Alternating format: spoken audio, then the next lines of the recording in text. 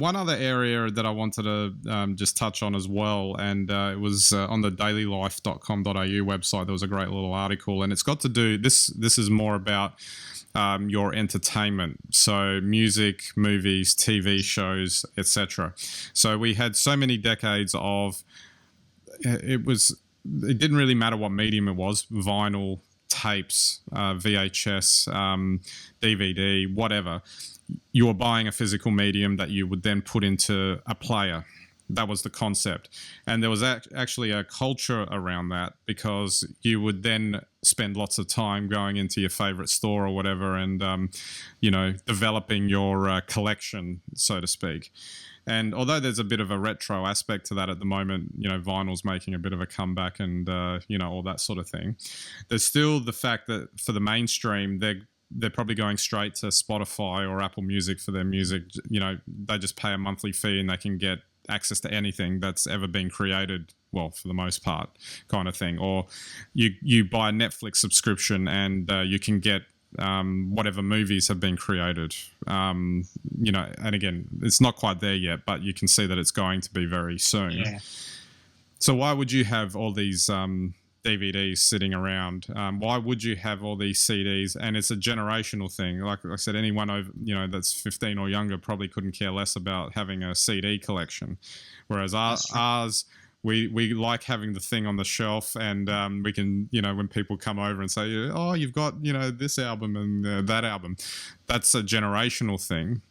And I just wanted to just quote a bit out of this article where she's saying, it makes me a little sad that the art of collection is dying, that instead of careful curation, we have lazy abundance. Friends sometimes confess that when they log into a streaming service, they're so overwhelmed that they can't even think of what to search for.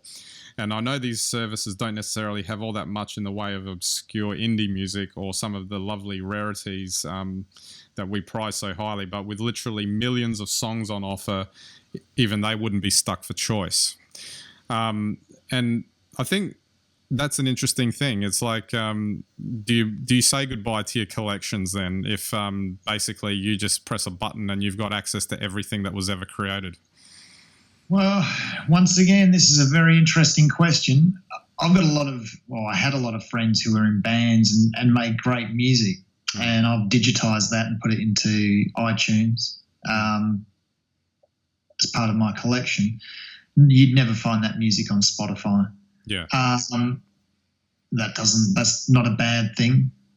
But still, you still took the step of digitizing it and putting it in a format that was easier for you to utilize, I guess. Yeah. You have to. I mean, Sony doesn't make the Walkman like they used. Although they still make one. But look, I think it's I think the article's right in what it says. But if you look at the wider context, I mean, everything's going that way. Newspapers, books, everything, the way we consume media. So it's just another thing. You're absolutely, I think the point made about the fact that you're overwhelmed by choice. I mean, you can go to any of these streaming services, whether it's YouTube or Pandora or Spotify, and you can, think, oh, great, I'm going to listen to some music now, and then you can't think of anything because there's nothing to give you a visual cue. But I'm sure they'll fix that. I mean, they know what you search for once and keep poking you with it, like in Spotify. Does it remove diversity of experience? Yep. But that's kind of where we're headed. Yep. Maybe it's just a trade-off. It goes to a different type of consumption in that that's right. You're literally not having to think about how you're going to get it. It's just there. Wherever you go. That's right. Yeah. That's right. And I mean, I just, there's the genius selection of other music you might like. There's all that sort of stuff. So the experience will just be different. And, I expect probably in the future people will post more and more about this amazing music they heard from the 1960s, and people will listen to music from the 1960s. People start listening to classical music again because it's easier to get hold of. Yeah. You don't have to go searching for a 78 LP to listen to, there's files of it. And despite what people think with regard to popular music, I think, if classical music becomes easier to access, more people will listen to it.